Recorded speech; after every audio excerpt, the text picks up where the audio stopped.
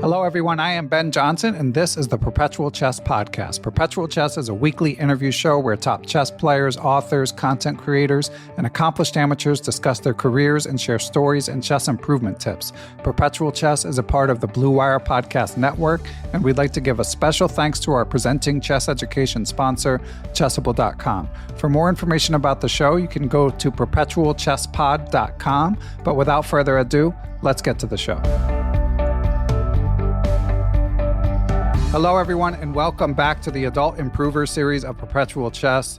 For newer listeners, the Adult Improver series is where we take a break from interviewing all these chess big shots, these world champions and esteemed authors and trainers, and we talk with a fellow chess enthusiast, and they share their chess stories, hopefully share a few tips of things that have been successful for them in improving their games, improving their enjoyments of the game. And we have a great guest for you that I will be introducing momentarily. But first, I wanted to go through a couple housekeeping items, some things that I sometimes forget to mention, just in case we have any new listeners joining in. So number one, if you're into the Adult Improver interviews, there's a Spotify playlist of only those interviews. So I'll link for that if you want to check those out first and go through the archive. That's an easy way to do it. There's also a dedicated webpage on perpetualchesspod.com. Number two, if you're interested in appearing as a guest, as an adult improver in particular, or if someone you know you think would be a good guest, then again, I'll link to a webpage where you can submit your information or your recommendations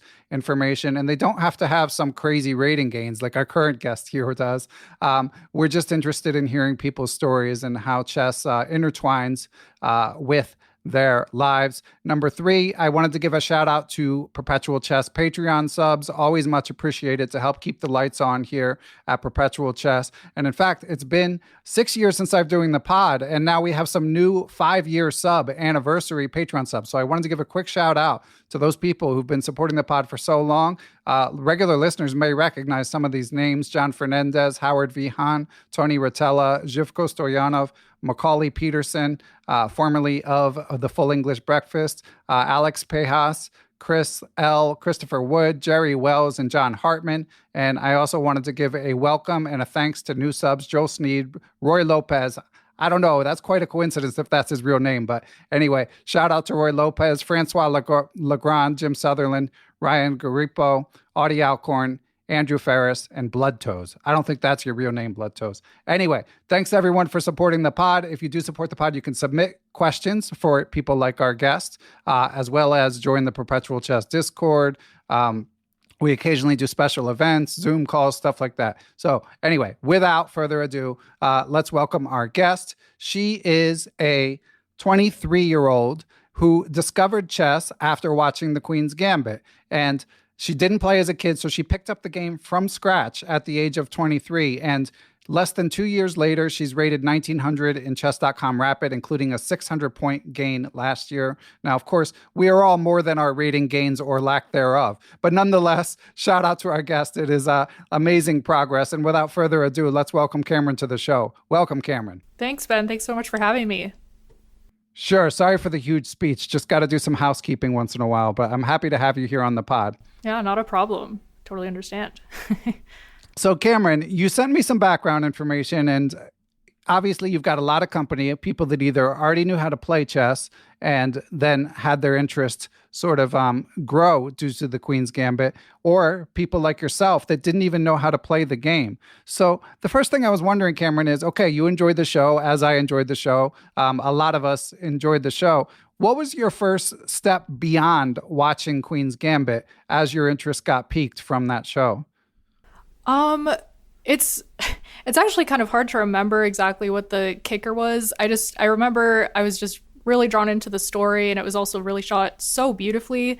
And I just wanted to know like what exactly was going on that screen, on the boards, which I had no idea. I didn't know how the pieces moved or anything. And so I think like the first sort of thing I did was start watching some videos. Most of my learning has been through like online resources and stuff. And I started playing bots, which is helpful because you can switch some settings to allow you to see how the pieces move when you click on them. So that was helpful just right away from the beginning. And then I played my first online game in April 2021, I believe. and my rating around then settled around 700. So I can't remember exactly how long I'd been playing just like bots before that, before I finally jumped into the pool of real people. But yeah, my first steps was really just learning how the pieces moved. And do you remember when you did learn how the pieces move, did you check out a YouTuber? Like, for example, Chess Network has the chess fundamentals. You alluded to the bots, which presumably are on chess.com. Chess.com, of course, has videos embedded within their website. So do you know if it was like from chess.com or if you just like generic YouTube found someone that explained how the pieces moved? Yeah, I think it was, I can't remember exactly. I know at a certain point I latched onto to Gotham Chess when I started sort of getting more into the nitty gritty of things and like learning openings. He had some really good 10-minute opening videos that I enjoyed around that time.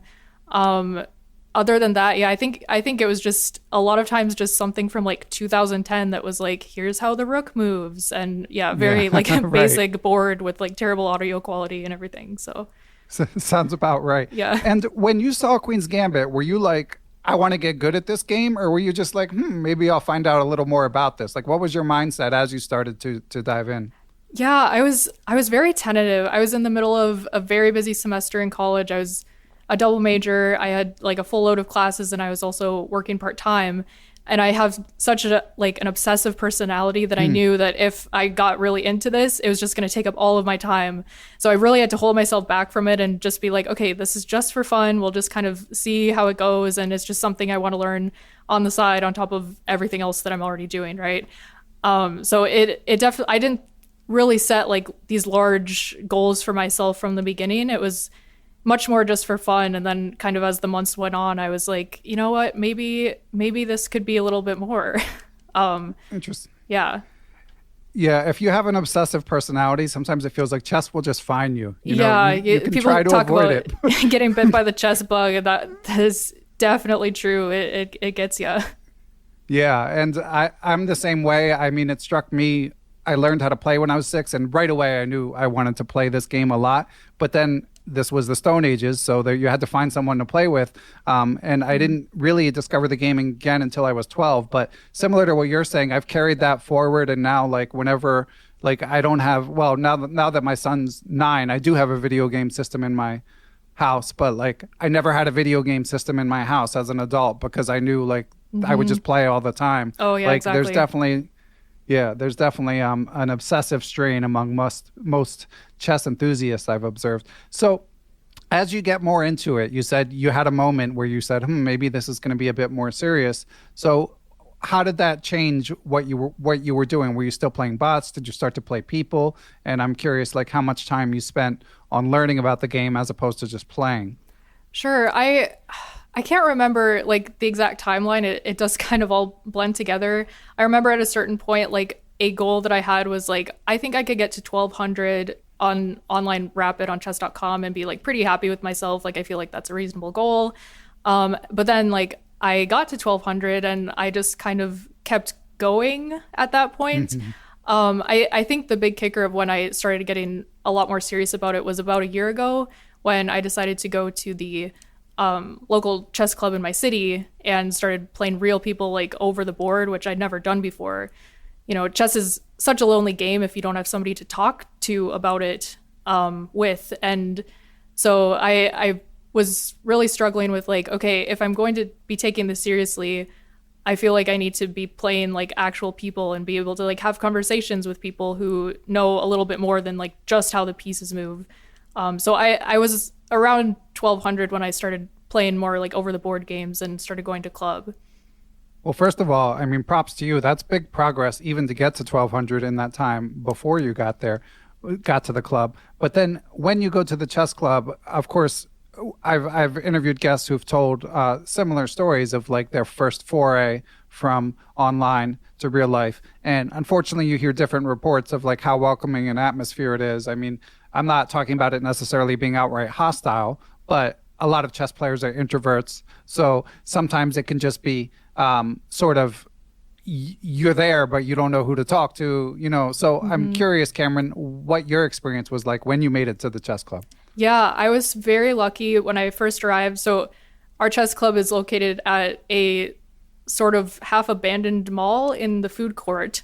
And it's just, a handful of guys with their chessboards. And so I happened to walk up and sort of, I wasn't even sure if it was happening because the website that I checked was like kind of out of date. And so I happened to walk up and sit down with who was at the time the president of the North Dakota Chess Association, Mr. Todd Wolf. And he is super involved in the North Dakota chess community. He teaches beginner kids like individual lessons. He goes around the state to teach clinics and run tournaments. He's just extremely involved in the scene. And so I sat down and played a game with him. And he was extremely welcoming. And eventually I started playing other people and they were similarly actually very welcoming. So I did have a really good first experience there. And Todd's the one who actually started getting me more involved I ended up starting up a chess club for kids at our local library. And I started sort of helping him out with beginner chess lessons for kids. And so he also started hosting more tournaments monthly at our club. And so, around that time, he sort of was helping me get super involved in the community right from the get-go. That's awesome. Well, shout out to Todd. As I've said before, I don't know him, but based on your naming him, as I've said before, the local tournament directors and club presidents are often unsung heroes. So it's great that he made you feel welcome. And now we've got like a burgeoning chess star here, thanks to him a year later. So you mentioned you got involved with some local youth outreach, doing programs at libraries. I'm curious, Kamryn, now that chess has taken hold in your life, do you have ambitions, or are you already like working in chess, or is it more just like sort of a way to broaden the scope of your hobby? Yeah, at this point, it's much more just getting involved in the community, not necessarily having these like large goals, beyond sort of what I'm currently doing. Maybe like tournament directing at a certain point is something I've spoken about with some people, but the individual lessons are like I'm a substitute coach, so it's not like a regular thing. I'm just called up when I'm needed. But that's actually been really good, just to sort of get like one-on-one with these kids and help them learn the basics. It's like really rewarding. And then the club at the library has been really rewarding as well. Nice. And are the kids brand new to chess? Like what level are the students generally? Yeah, they're mostly beginners. Even the ones that I coach individually are, at the most probably like around 500s. Most of them don't even have USCF ratings. They're not really playing in rated tournaments or anything. And then, at the club, it's a lot of like teaching how the pieces move or walking around and confirming like, yes, this is checkmate, or no, you can just take the queen. It's not protected by anything. So mostly beginners. And then as the kids get older, there are some more advanced players that we have fun playing together too. Yeah. That's great. Now I've heard it said, Kamryn, I've said it, it's a common topic whether you learn from teaching. We've talked, I've quoted Jesse Cry, who's quoting James Altucher, who's quoting someone else, this concept of 1 + 1 + 1 + 1, where you want someone teaching you, you want a peer to practice against, and you want to have a protege sort of as like the optimal way of learning, because especially with the protege in the process of explaining things, it kind of helps you understand things more thoroughly. That's the idea, at least. And I've often said, if you're teaching beginners, I'm not sure if that's true. So I'm curious what your take on that is. Do you feel like it helps your chess?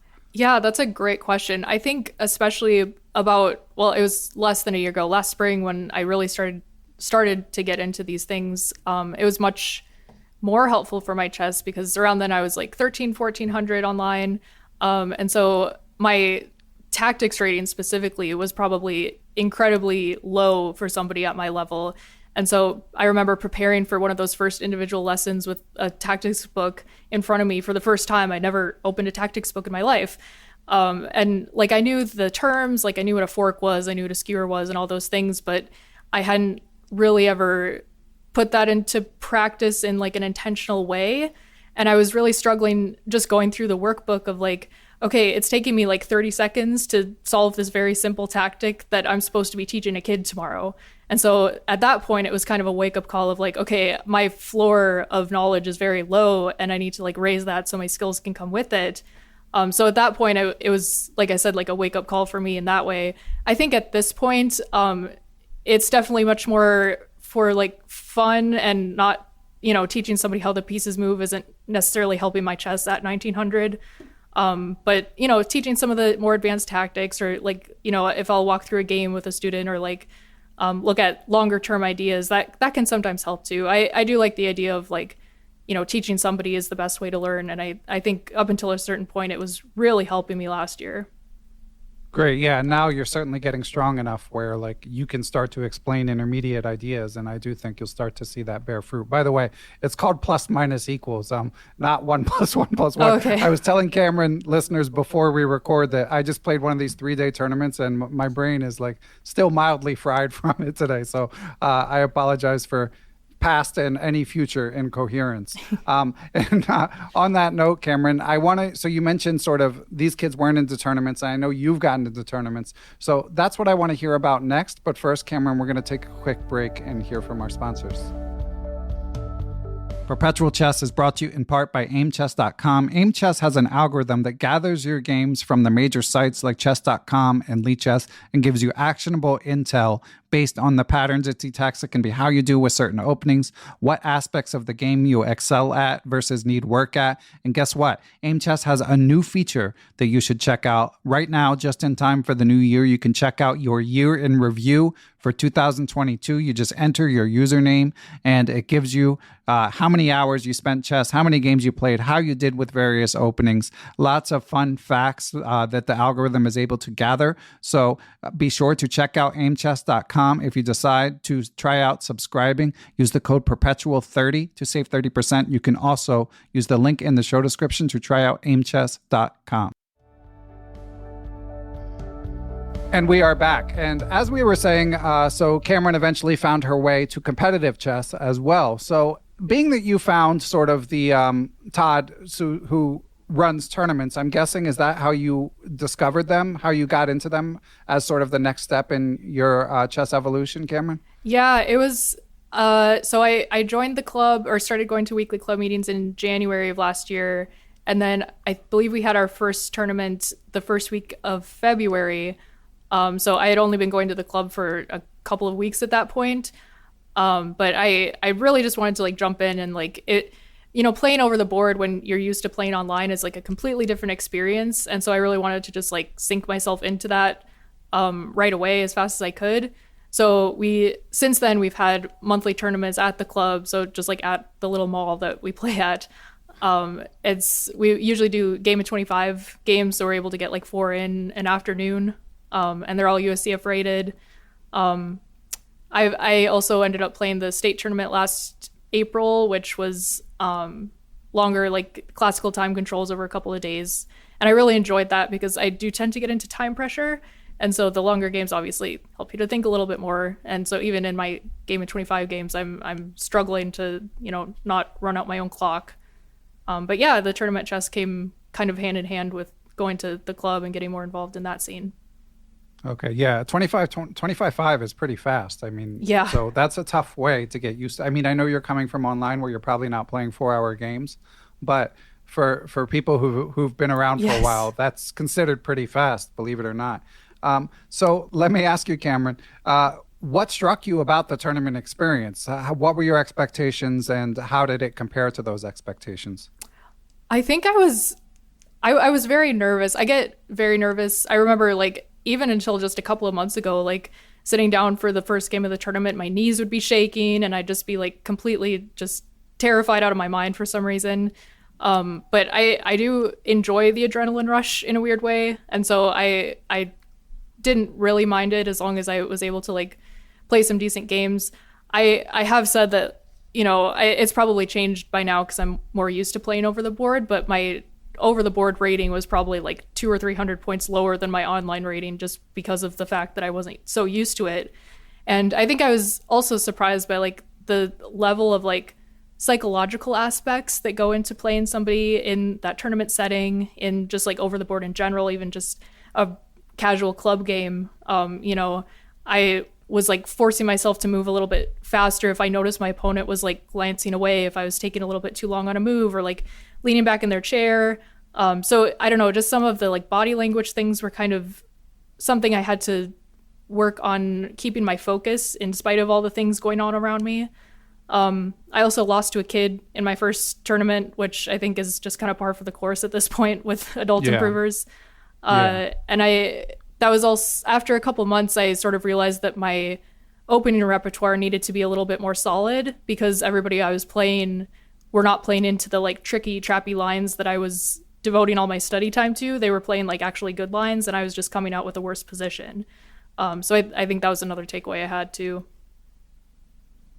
I definitely want to follow up on that and get sort of into the nuts and bolts of like what you actually did to make this big leap. But I am curious, Kamryn, because hearing you describe sort of how nervous you felt, like that resonates. I still get nervous when I play tournaments, and you know, I've interviewed grandmasters who describe a similar feeling. But I am curious if that's changed for you, or if you still feel that way when you sit down to play over the board. There's definitely still nerves. I think it's definitely gotten better. Like I just on a very like physical level, like my knees don't shake anymore. But you know, I still definitely get nerves, especially just in the lead up to the start of the tournament. I think it's, I don't know if it's ever something that's going to go away because you just put all this pressure on yourself, like leading up to it. And then it's like this big shebang where you're suddenly putting all the stuff you've been working on into practice and it actually counts for something. So it hasn't gone away completely, but I've definitely gotten more comfortable just playing over the board in general. I think that helps a lot. And yeah, the tournament setting, I just think the more tournaments you play, the more comfortable you get in that general setting, no matter where it's at. And you're not so worried about like the little etiquette things that I was at the very start of things. Right. Yeah. There's so many little micro things that like experienced people don't even think about, like from getting the pairings to which side the clock goes on and setting the clock. And yeah, I mean, just a million little things. So it's totally relatable. And one more follow up on the nerves, because again, this is something that I think about too. Like the fact that it does feel like it, as you say, it feels like it has stakes, you know, as a friend of the pod, FM Nate Solon, has written, like the fact that it matters, I think maybe contributes to one getting more nervous. But I'm also curious, like, does it make you uncomfortable? Like, is there a negative element to sort of the stress you or others may feel? Or is it all in all a good to you that, yes, you get nervous, but you also sort of have this sort of elevated environment with greater learning opportunities and the chance for sort of more lasting achievements? Yeah, I mean, I think if you want to play at a competitive level in anything, I think nerves are just something you kind of have to grapple with, and like dealing with those higher stakes, I think is just like a part of any competitive event. Yeah, with chess, it's like the people who are able to deal with their nerves better, I think, are generally able to go further, honestly, just like somewhat based on that. Just from what I've seen, like with kids, I've helped out with a couple of scholastic tournaments. You know, the kids who like are slamming their pieces down and then like leaning back confidently, they're the ones who are winning the games. And it's the ones who are much more like visibly nervous, who are like not as confident in their own moves, even if their moves are better, that are ending up like overthinking things, I think. And then, you know, they end up losing some of those games. Obviously, this, you know, just being cocky isn't going to get you to the master level, of course, but I think there's definitely some value in having the nerves, but I think dealing with that will eventually, if you do it enough times, will eventually give you more confidence of like, okay, I've been here before, and like it kind of sucks at the start, but it's all for something that we're working towards together. That was very eloquent. That was a good explanation. And do you was there anyone whose counsel you sought about it, or was it more you just sort of like worked through it yourself? Yeah, it was definitely kind of an internal thing. So many of the people I was playing at the club had been playing for so many years that whether they got as nervous as me, I could not tell. You know, it's like they had been there for years and years. They'd been doing this for a long time. So yeah, it was definitely something I had to work on in my own like thought process, which, you know, thought process itself is such a huge part of chess. And so it's like, okay, I need to take a moment and just like calm my nerves, focus on the game, play the board, don't play the opponent. And yeah, just make that a part of what I was thinking about going into a game. Okay. And overall, are you enjoying the tournament aspect of the game? Would you say? Yeah, definitely. I one of my goals this year is to travel a little farther for a tournament and hopefully like a classical tournament because these, as much fun as the Game of 25 ones are, they're not necessarily great for, I'm not writing my moves down, so it's not really something that I'm reviewing afterwards. So I also prefer the longer time controls for that reason. So yeah, I do really enjoy the tournament chess. I like that little rush of adrenaline that I get, and I like that it eventually I think will help with my learning because you're sitting with a position for so long in a longer classical game, and there's like like I said, the stakes are so much higher, and so you feel so much more connected to those games that you play, and so I think studying those games can really help with improvement too. Yeah, I've certainly found that to be the case. Do you have any particular tournaments that you're thinking of attending in terms of if and when you do travel? I don't have any lined up quite yet. I'll probably look for something like a little more local Midwest that I can probably drive to. Yeah, it'll probably be over the summer when I'm not quite as busy. Okay, that makes sense. All right, well, Kamryn, I want to get into the nuts and bolts of the improvement as threatened. So you mentioned you didn't go over your games much, or you can't, your tournament games, since you're not writing them down because they are a faster time control. But is going over your games, has that been a staple of your online work so far? Yeah, definitely. So when I do play like serious in quotes games online, I usually play the 10-minute time control, which is obviously still fairly fast. But those are the games I usually go over with the engine, or I'll go over and see, okay, where did I blunder in this particular game, or how did I use those a lot for checking my opening lines, making sure I'm like correct in my prep, and if I'm facing something that I've never seen before, like how do I go into this like weird middle game structure that I'm not quite sure of. So yeah, reviewing those longer, again in quotes, games is definitely a part of my routine. So we're talking 10-minute games from the rapid pool. And Yes. then how long would you spend reviewing those games? It kind of depends on the game. Typically, if I lose a game, I spend more time figuring out like why I lost, or like where my thought process sort of went wrong. Or if I like even saw the loss coming, like if I knew at a certain point that I was just in a worse position just off of, I blundered a tactic or something, then obviously I'm not going to spend as much time on it because it's like, okay, I just need to, work on spotting those tactics faster, or not blundering a weird like mate in 5 or whatever. But I can't even give you like a specific time that I spend on them. It really depends on the game.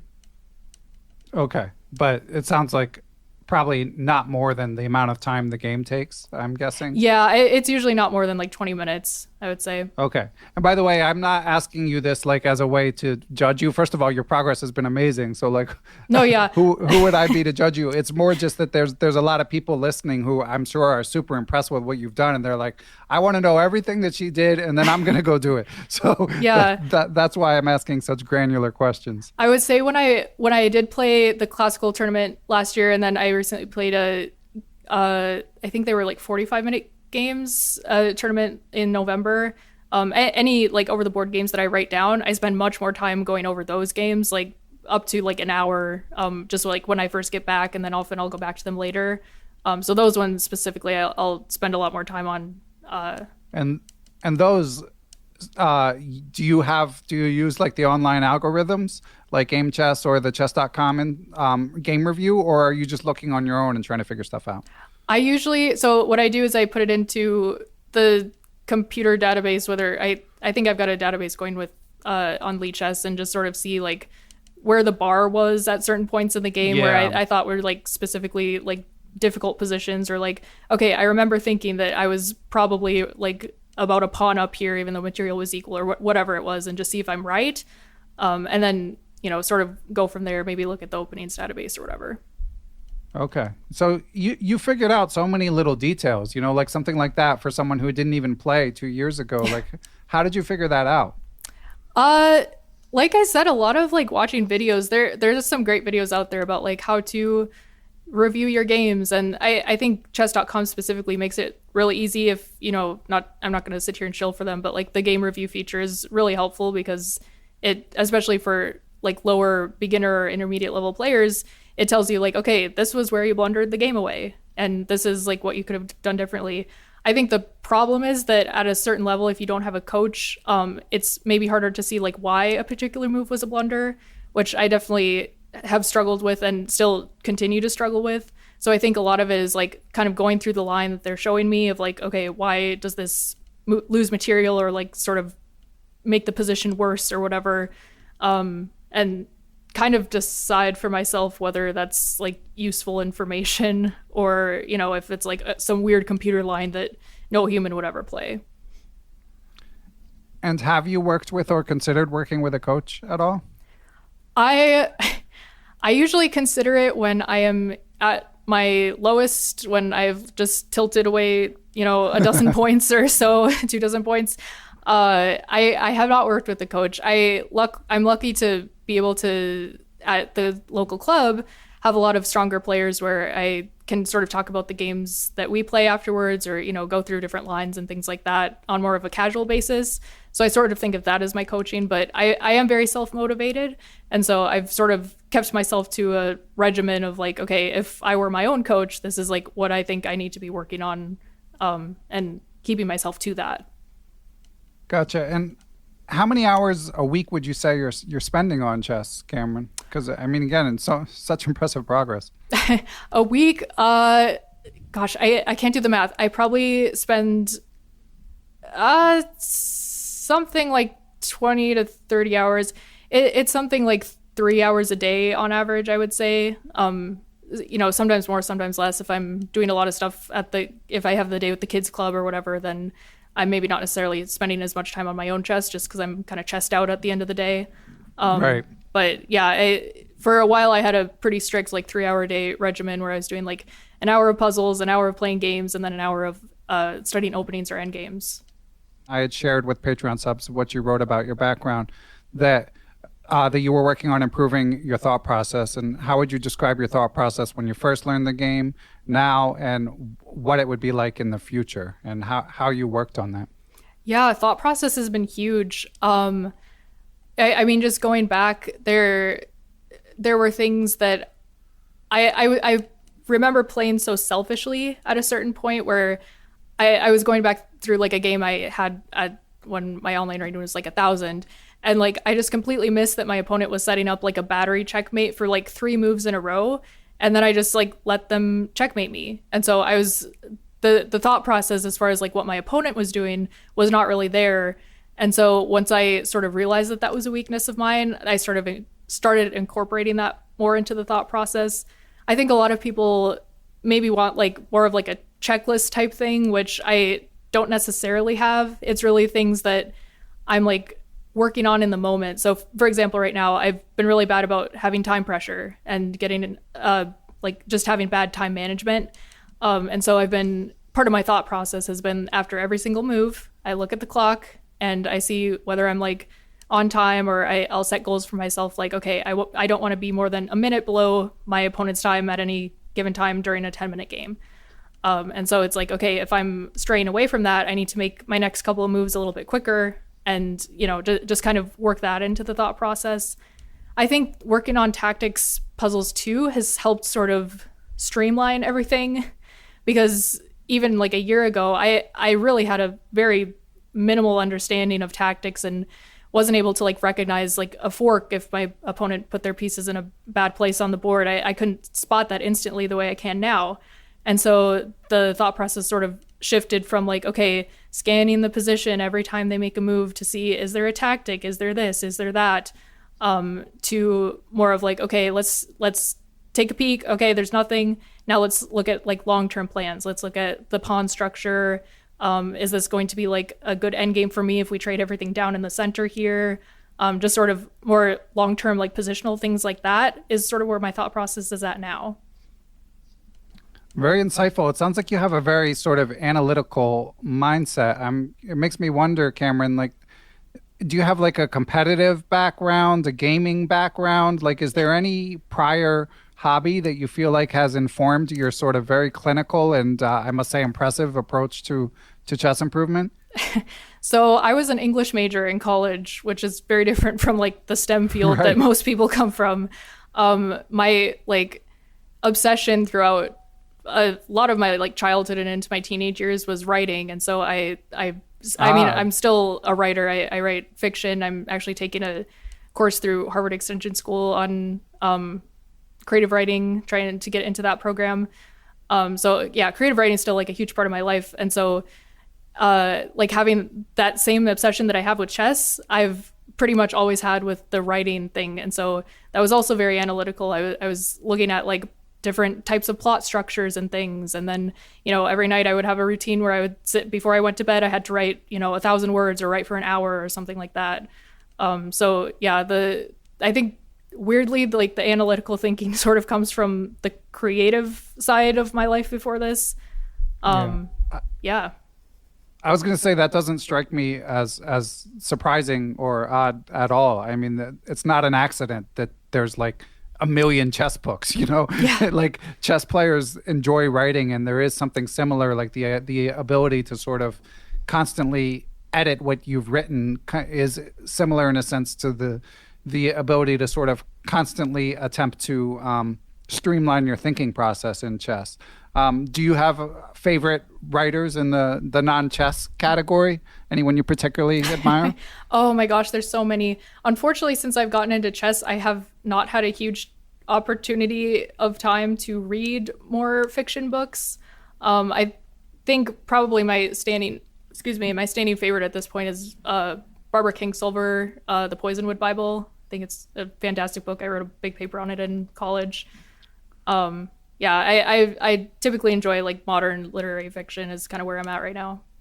Nice. Yeah, sounds good to me. And did you reach out and grab Walter Tevis's The Queen's Gambit once you watched the show? I definitely did. Yes, and I did enjoy it. I also majored in communication in college, and so my sort of amateur filmmaking background was like, I wonder like how this went from, script or book to screen. And so that was also very interesting to read that. I enjoyed the book as well. Excellent. All right. Well, Kamryn, I've enjoyed this digression, but we got to get back to chess improvement. But first, we got to take one more break and hear from our sponsors. Perpetual Chess is proud, as always, to be brought to you in part by Chessable.com. Chessable, of course, is known for their Move Trainer technology, which utilizes spaced repetition to help you remember tactical patterns and opening sequences. They have a huge library of courses for whatever aspect of your game you want to work on. Some of their new courses include a course on the Tarrasch defense to d4, which is a good choice if you're looking for a dynamic opening against one d4. It's by Super Grandmaster Jordan von Forest. Speaking of Super Grandmasters, former world champion and legendary trainer Rustam Kazimjanov has a course out on the C3 Sicilian. If you're newer to chess, be sure to check out friend of the pod, I am Andres Toth's 1D4 for beginners. And of course, they've got tactics courses too. They have stuff you can check out for free. So if you have not already, make sure you go to chessable.com and keep an eye on their ever-growing supply of quality chess courses. And we are back and we are ready. I do find I could talk about literature with Kamryn for a while, but we'll bring it back to chess improvement. I want to hear more about, so you mentioned earlier the 3 tenets of your game that ideally you were spending an hour per day on tactics, endgames, and openings.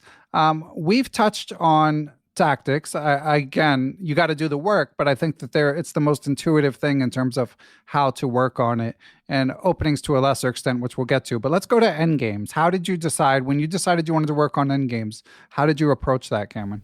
So the endgames thing came about because I realized I was losing a lot of games in the endgame that were like theoretical. Like I should have won, but I didn't know like the way, or drawn, but I didn't know the exact way to do so. And so I started doing some like drills and watching some videos online. I know last fall, Daniel Naroditsky started putting out a really great endgame series. So I've watched a bunch of those videos probably like half a dozen times. Just fantastic to get the information in my head again and again and again. Yeah, he's so good. Yeah, he's great. Yeah, and then I've also been working through the, what's it called? 100 endgames you must know. I'm in the middle of that one, but it's really interesting because it's like super like basic things like, a minor piece versus a rook or things like that, where it's like solved sort of endgame, but you need to know how to do it, or you need to know the very simple like king versus one pawn or things like that. So that's been a lot of like drilling those ideas over and over, just so I'm like more confident going into the end game. Because before I would trade down just because like that's what intermediate players do. You'd make equal trades and then you'd kind of see where things go in the end game. But I would get to the end game and then feel like very not confident in the way I was playing. And so I wanted to just sort of find more confidence of like, okay, I know how to do this, and I'll be able to win a one position. Be able to like hold a draw against like a single pawn in the rook file or things like that. So. And do you enjoy like, you're spending 3 hours doing these three sort of distinct branches of chess? Do you enjoy them all? I would I kind of enjoy the end games less. I definitely like I like studying the openings more, just because I think I don't really know if there's a reason. From the beginning I really liked studying like traps and things like that, and so still whenever I get like a fun random trap that I learned in a game, it's really satisfying that like, oh, I know this like 8-move series of moves that will like trap the queen or whatever. So I think that's why I really started to like openings from the beginning. But I also didn't want to preemptively like plant the idea that it sounded boring. Yeah, to study all those endgames, but no, endgames are so boring. It's just like you need to know them, and so I do make myself sit down at the board and like go through and like move the king, move the single pawn, and all those things. But especially like in a longer game too, by the time you get to the end game, you're just so exhausted from having played the rest of the game, right? And so I often find myself losing focus when I'm playing over the board in the end game. So that's another, thought process thing that I have to keep going back to, is like, okay, I got to focus if I'm actually going to like do the things I've learned here. Yeah. And if anyone listening loves endgames, I'm not trying to offend you, and like more power to you, because that gives you a competitive advantage. But hearing you discuss like that sort of discipline, Kamryn, where you're like, all right, this isn't my favorite aspect of the game, but I want to get better, and this is what it takes. I'm curious, like, what's your why? Why put like, okay, I mean, this is still your hobby. You've got other interests, as you've alluded to. So what motivates you to push that hard, where you're like, not only am I going to spend 20 hours a week on this game, but I'm even going to do the parts of it that I don't enjoy as much? Yeah, I mean, it's really about like why I'm playing chess in the first place, which I don't really know if I have an answer other than that, like, I was bitten by the chess bug and now I'm obsessed. Right. But yeah, I think it really just is like, I want to get better. And I think especially playing over the board, it's like, I really enjoy the feeling of winning, which obviously, like, who doesn't?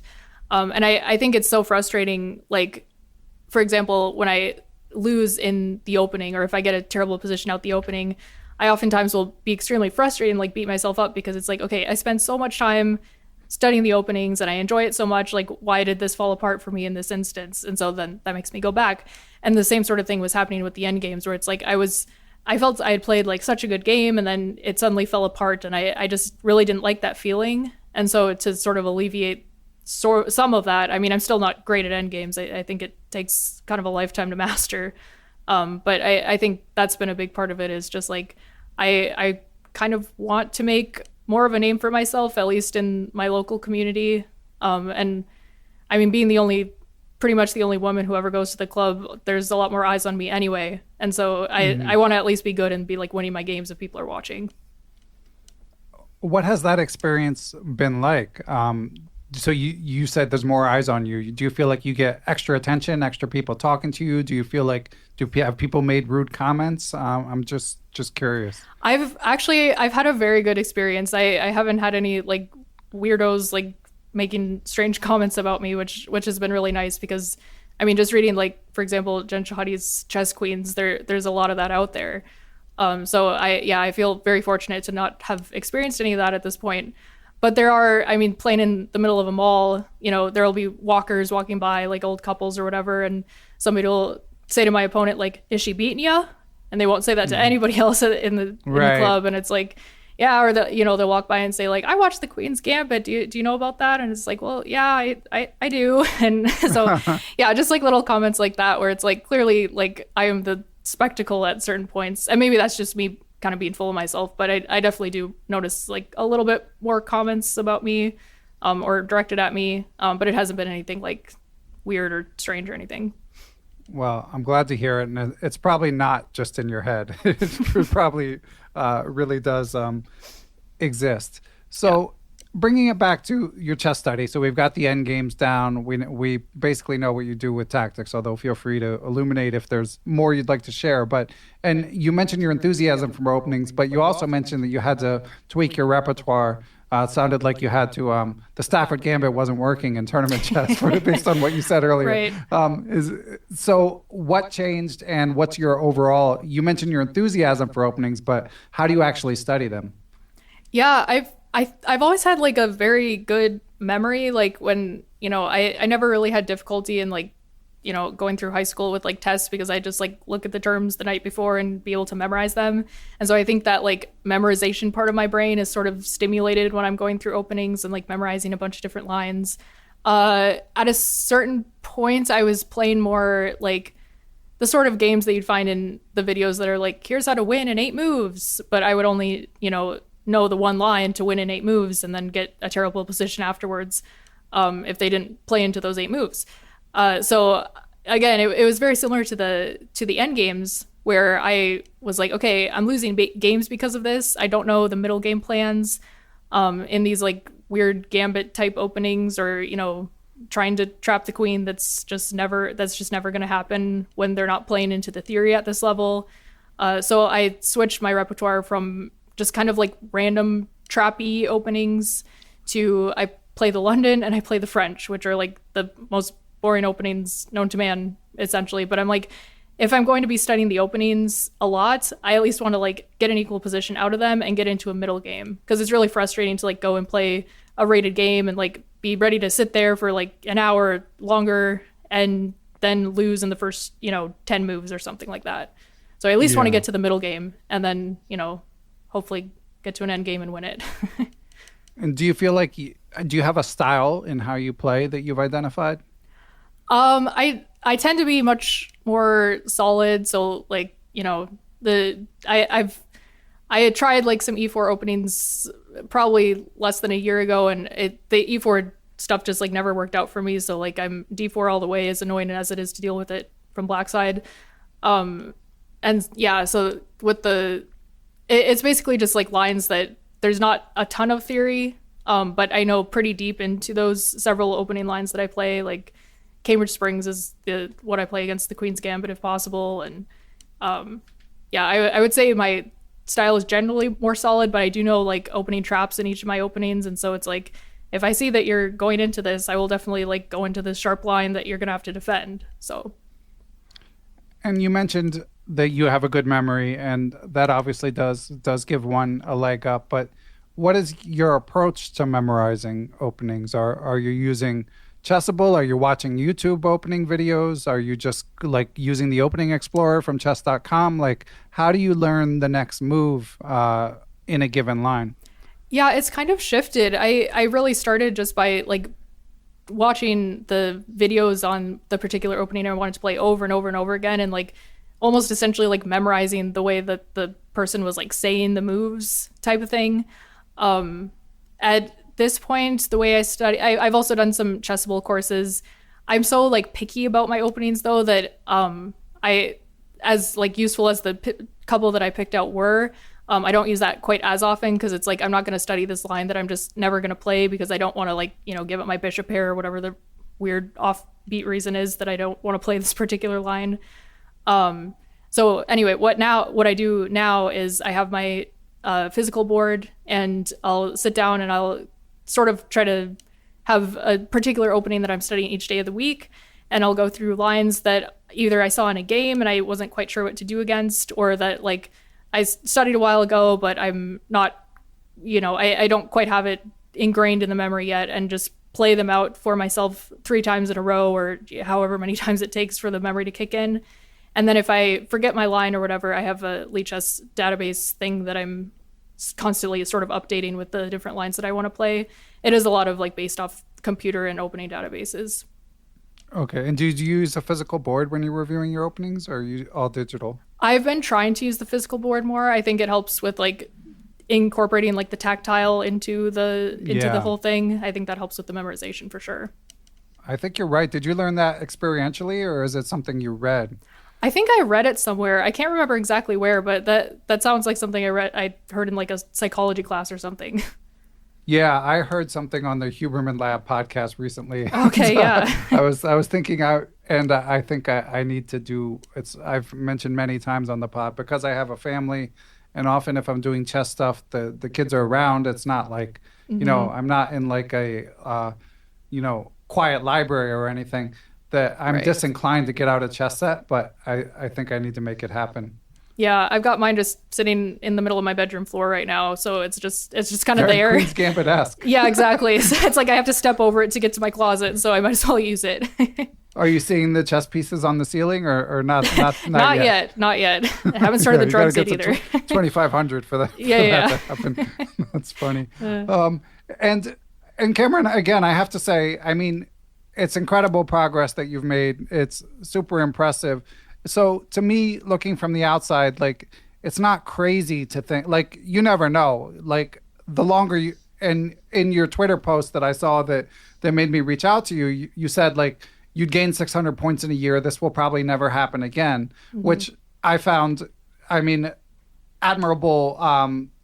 I mean, first of all, it's an outlandish gain. No one listening should feel bad if they haven't made any progress, particularly as you get older and have more responsibilities. But also just that you had this sort of wisdom that this is unusual. Like what framed that for you? How did you know that? Well, I think especially around the like context of posting that tweet, I was seeing a lot of other people sort of post their rating gains for the year, and like I don't want to like make people like feel bad Right. of like, you know, that I'm putting in a lot of time, and like this might not necessarily work for everybody, and it just, you know, a lot of it is luck, and you know, the way I've been involved in the community, that's not always possible for everybody. So yeah, I mean, if I continued and I got another 600 points, I'd be like a grandmaster on chess.com next year, and I just don't think that's going to be quite in the cards. But I have tried to sort of set my sights like, you know, 100 or 200 points higher than what my like actual goal is. So, you know, when I was 1400, I was watching videos meant for 1600s, 1800s, things like that. Just sort of always aiming just a little bit higher than I thought my actual level was or could be. That's been kind of part of it. It's a good approach. And how does your OTB game compare to your online game? Do you feel like you're as strong when you sit down? Like, are your ratings comparable? Definitely not. I started, well, my very first like provisional rating was like 900, I believe. And it's only gone up to 1300 at this point. So there's still quite a bit of just like separation there. I think partially it's because a lot of people in my area are just like criminally underrated. So, I'm playing people who are around my USCF rating of 1300, but like me, they're like 18, 19, 2000 on chess.com. And so it's like we're exchanging draws, but we're just kind of tossing points back and forth, where really we should be making massive USCF rating gains as well.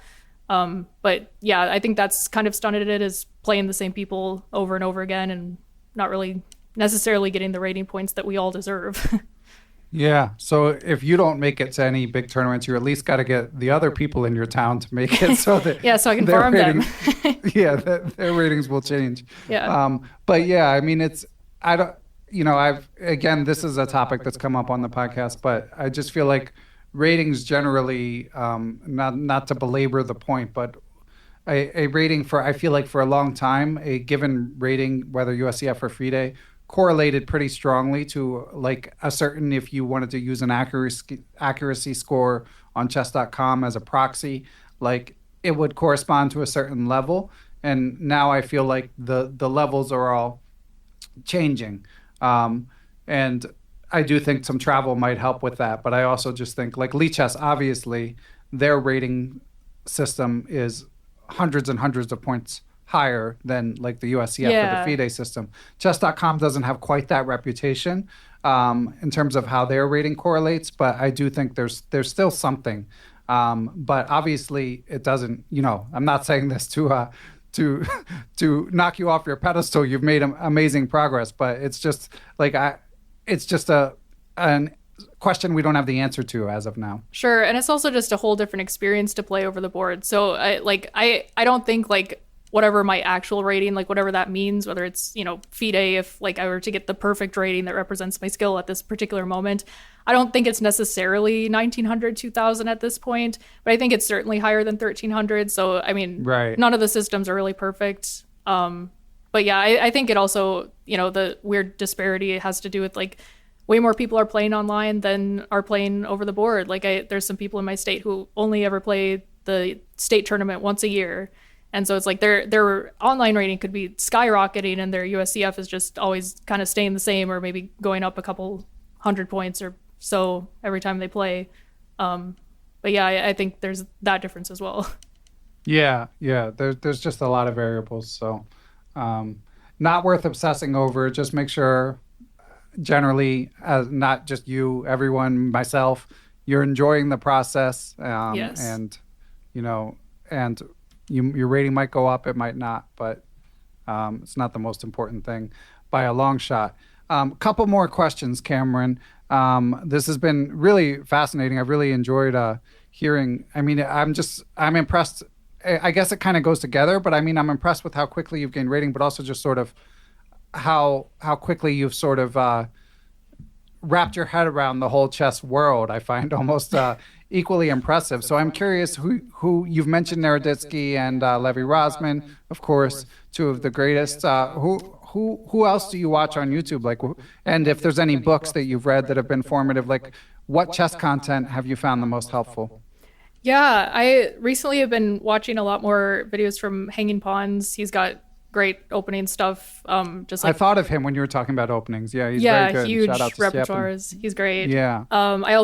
There's Eric Rosen is really entertaining to watch. He also has because I play the London, he's got a series where he teaches Andrea Botez the London, or doesn't teach her, she already knows it, but sort of goes through different lines and they sort of talk about it for like an hour lecture for each of the 3 videos. So I've watched those couple of videos several times, and I mean, Eric is just a fantastically entertaining man in himself. Speaking of Botez sisters, frankly, I think they were a huge part of their like Botez Abroad series got me excited to like go actually play over the board. Nice. That's great. I saw them, beating up these old European men on their tour in like parks or in bars or whatever. And I just, it looked like so much fun. So yeah, shout out to them. They're fantastic as well. There's a lot of great creators out there. Those are just the ones that come off the top of my head. As far as, are you watching Twitch? Sorry to cut you off. Did you want to finish what you were saying? I was going to go into books, so if you're going to ask about Twitch, go ahead. I'll come back to that. But okay. I was curious also, like, are you watching Twitch streams as well, or more like YouTube clips? I'll occasionally catch the random Twitch stream. I think like commentary of like Grandmaster games is really entertaining to watch, but also just like great players playing Blitz late at night, I think is really fun too. So yeah, just kind of whenever I'm, kind of bored and just looking for some chess entertainment, I'll see who's streaming.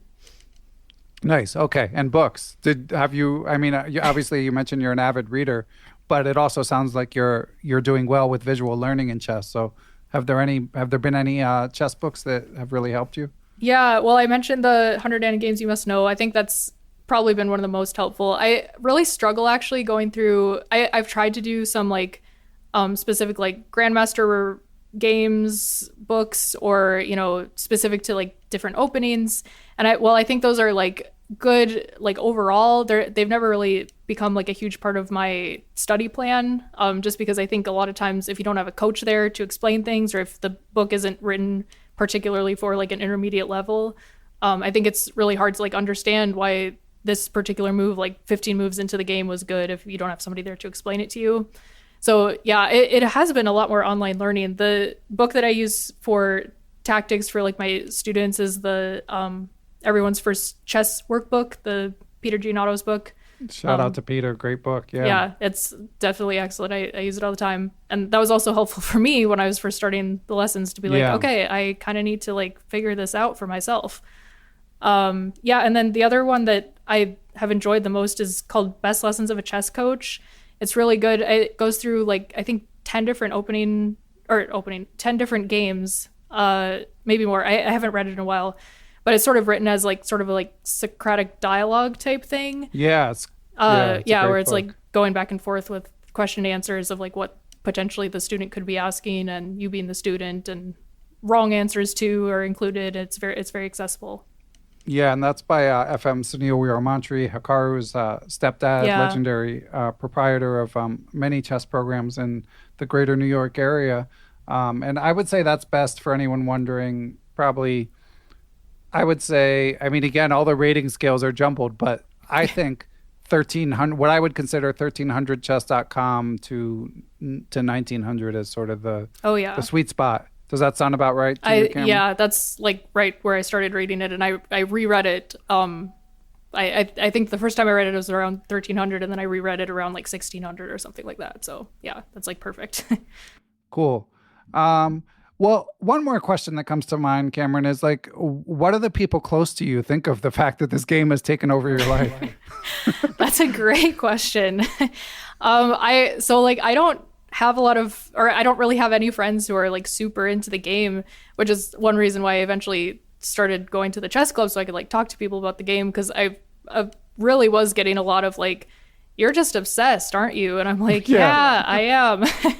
And so, yeah, when it's eating up all your free time, it's kind of more of like a joking, like making fun of me for it, of like, okay, what are you doing? Are you playing chess on your phone? It's like, yeah, that's what I'm doing. I've gotten one of my friends to come help me with the kids chess club, and so she's gotten a little more involved, and then another friend who doesn't live in town, but she's started playing online games, and I've kind of like been not like coaching her, but like sort of teaching her like the basics just when we're like talking on the phone. And she actually wants to get into potentially even tournament chess, so she's into it as well. So I've converted a few people, but it's definitely still a weird thing for anybody who knew me well, like even like 2-3 years ago, just knows nothing about this part of my life now. And I'm sure it's just like really weird to see like this whole thing suddenly happening of I'm obsessed with chess. Yeah, and that is one good thing, bringing it back to the conversation about OTB versus online. Like, I'm impressed with your online progress. Like, to me, it's striking, but if you just tell your friend, like, yeah, I'm spending 20 hours a week on this and I'm getting really good, they're just like, yeah, whatever. Yeah. It doesn't really meet people don't really understand what that exactly means. Yeah. All right. Well, Kamryn, this has been awesome. A really inspiring story. And I'm excited to see like what happens in coming years. I hope you're able to maintain your passion for chess as well as anything else going on in your life. I'm curious if you have any sort of closing advice for anyone maybe that's in the shoes that you were in a year and a half ago. Maybe like chess has just taken hold. And maybe they're still rated below 1,000. Is there anything you wish you'd done differently, or any sort of general advice you would give? Yeah, I would say don't be afraid to like play a lot of games and lose a lot of games, because the more you lose, the more you're going to learn and all that jazz, whatever, you've heard it a million times. But one thing I wish I'd done maybe earlier is last summer for about like, I don't know, 6 or 8 weeks. At the end of every week, I would go through all the games I'd lost, and I would just make bullet points of like where exactly it went wrong for me in my rapid games I was playing. And then eventually I was sort of able to like look at all that data and see like, okay, I blundered in time pressure. I need to work on my time management. Or, there was like the tactics thing where I just wasn't seeing very simple tactics that could have won me the game much earlier. And so I started doing like so much more puzzle rush and just like drilling those tactics that I didn't learn as a kid, so they didn't really stick with me. So that was a huge part of it. So I think, yeah, really like making your improvement really concrete of like what you are struggling with specifically in your games, rather than just like, oh, I know I should be doing tactics, so I'll do like one round of Puzzle Rush Survival and call that a day. That's, it's not necessarily going to help you like drill the really basic tactics that you need to know, and get you to that level where you want to be. I think also if you do have a way to get involved in some sort of over the board chess, I think that's a really good way to just get better kind of naturally, because it forces you to think in a different way. And it also gets you, more involved in the community, and you have more people to talk about chess with. So I'd recommend that as well. Great closing advice. Although I do have one follow up, Cameron, based on what you said. So you mentioned sort of gathering your games at the end of the week and reviewing them. Like, are you also reviewing them when they're over, or are you more sort of like the binge chess and review later approach? So yeah, I do review them, or even like during that time where I was like very specifically doing that, I would review them the moment they were over too, just to sort of Okay. like go back through and see where my blunders were. But then yeah, I was just kind of a skim through at the end of the week and sort of see, okay, where did everything go wrong? Yeah, but as you mentioned, that sort of taking the big picture look, taking a step back and looking for patterns in sort of the mistakes that one makes. So that's really important work. Um, Awesome. Well, Cameron, again, super impressive. Congratulations on your early success. Anything to add? If people want to follow your journey, is there a way you'd want them to do it? To follow you on social or anything like that? Yeah, my Twitter's probably the best way. I don't. Even is my username at Kamryn Heidi, spelled Okay, with K and Y, and then I'll link to it. yeah, I'm hoping eventually to once I hit 2,000, sort of get into the YouTube side of things and maybe start making some videos for beginners, and then also make sort of more of a documentary style of my whole journey and everything with footage of me reaching every next milestone and things like that. So people can always also look out for that hopefully soon. Great. Well, I'll definitely be tracking your progress on your continued progress on Twitter. And yeah, thanks again for sharing your journey so far. Yeah, thank you so much. Thanks to everyone who helps make Perpetual Chess possible. Big shout out to my producer, Matthew Passy. I'd also like to thank the Blue Wire Podcast Network, with whom we are proud to be affiliated. Be sure to follow us on social media, Beneficial1 on Twitter, at Perpetual Chess on Instagram, or you can join the Perpetual Chess Facebook group. You can email me, ben@perpetualchesspod.com. And of course, last but not least, I'd like to give major thanks to the Perpetual Chess Patreon and PayPal supporters. Those who choose to join that community based on their level of support can do things like submit questions for guests of the show, have access to live Zoom Q&A lectures with grandmasters who often have appeared on the show, going over chess games, answering questions, stuff like that. And you can even get access to ad-free Perpetual Chess if that's your preference. So, but most of all, thanks to everyone for listening, and we will catch you all on the